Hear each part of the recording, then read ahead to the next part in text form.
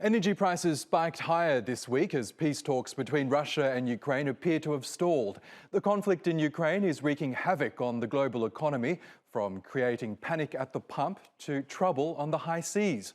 Many European buyers are turning down Russian oil shipments as their governments slap economic sanctions and cut business ties with Moscow.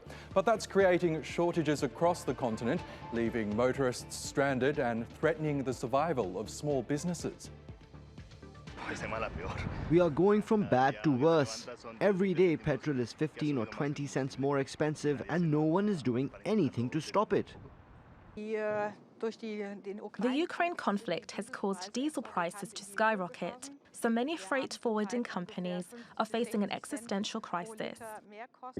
Petrol was already expensive, but now it's turning into a tragedy. Well, fuel prices are also slamming the brakes on many transport companies, just as they look to recover from the slowdown brought on by the pandemic. One of the UK's biggest ferry services is struggling to stay afloat. P&O Ferries has sacked 800 employees and says it could lose more than $1 billion this year. Shipments of coal, grains and other goods across North America are also under threat.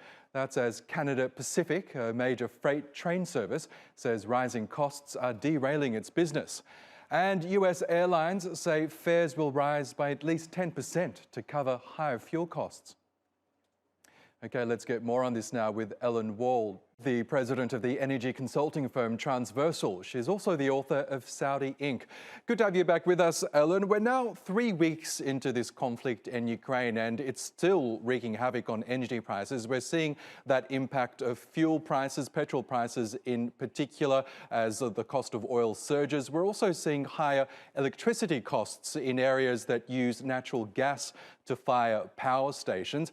Can you explain to us why this is happening exactly? Because despite the tough talk from Western powers, we are still seeing the export of Russian oil and gas continue right now.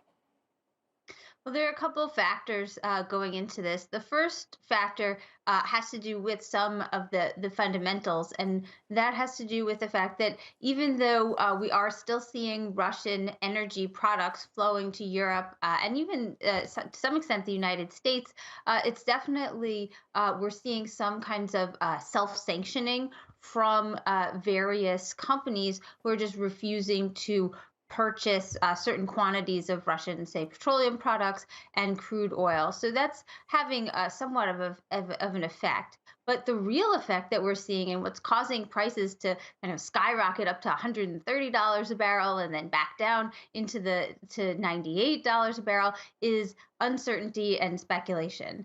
And this has to do with the fact that the conflict is ongoing. No one knows what's going to happen. Every day there are conflicting messages as to whether we're going to see more or harsher energy sanctions or we're not going to see them. Okay, Ellen, thanks for that. And we'll touch base with you in a moment as well, because not all countries have jumped on the sanctions bandwagon and many are making arrangements to bypass restrictions on Moscow. Saudi Arabia says it's willing to accept payments for oil shipments in Chinese yuan instead of US dollars. Riyadh is in talks with Beijing to iron out details of the deal. As European buyers back out, the world's third biggest oil importer, India, is increasing its oil purchases from Russia, taking advantage of hefty discounts on offer from Moscow.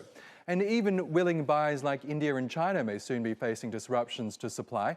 The International Energy Agency says up to 30% of Russia's oil output could be knocked out within weeks if international sanctions aren't removed. Faced with what could turn into the biggest supply crisis in decades, global energy markets are at a crossroads. The crisis may result in lasting changes to energy markets. The implications of a potential loss of Russian oil exports to global markets cannot be understated. Let's go back to Ellen Wald now, the president of the energy consulting firm Transversal. Hi again, Ellen. We know that the conflict in Ukraine has really spurred on the EU to find other sources of energy. They're really seeing their dependence on Russian gas as a pressing security concern. They've even announced that the European Commission believes it can replace 24 billion cubic meters of Russian gas with renewable sources this year. How realistic is that, in your opinion? I don't think that that's all that realistic. I think that Europe has really tied itself to Russian gas. In fact, we knew that this was a problem several years ago. During the Trump administration, President Trump sent Energy Secretary Perry over to Europe to try to entice European countries into deals for American LNG with the idea that they didn't want to be so tied to Russian natural gas supplies, even though Russian gas is much cheaper than importing American LNG, but there are benefits to a diversity of sources. And so now, suddenly, that this conflict has reared its ugly head, we're seeing Europe scrambling. And the truth is that renewable sources, while they can be expanded and they can provide energy, they are not nearly as reliable a source as natural gas. And we saw this earlier this winter with Britain, because they were suffering from incredibly high utility prices, and one of the factors of that was that the wind wasn't blowing, and they rely very heavily on wind energy. Whereas natural gas is, as long as you're not in conflict with your supplier, generally available in a much more reliable way.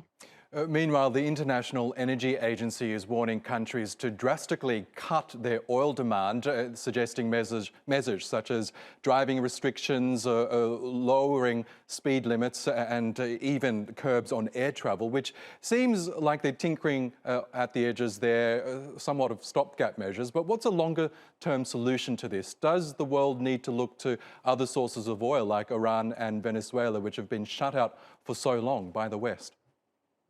Well, the truth is that it's unlikely that Venezuela is going to provide a significant amount of oil to the market at this point. They could maybe provide some to the United States, but Iran is really the only source that's off the market. But the truth is that what we're seeing is really a reorganization, or the beginnings of a reorganization of oil flows. You mentioned India is buying a lot of Russian crude at significant discounts, and it's likely that China will also continue to buy Russian crude, may buy more Russian crude. I think that's part of the impetus behind the Saudi talk of doing a petro-yuan contract, because they want to also make sure that they can continue to sell to China and maintain their market in China. Yes. Because if Russian crude takes over, yes, there'll be other markets for Saudi crude in Europe, but they certainly don't want to lose out on their very influential Chinese market. So we're definitely seeing some rearranging of the deck chairs in terms of where different crude is going. Do we need more crude oil? Probably that might help at this point, but the truth is that there's so much speculation that if things calmed down or became more certain, I think we would see a drop in prices. Okay, Ellen Wald from Transversal, always a pleasure. Thank you for that.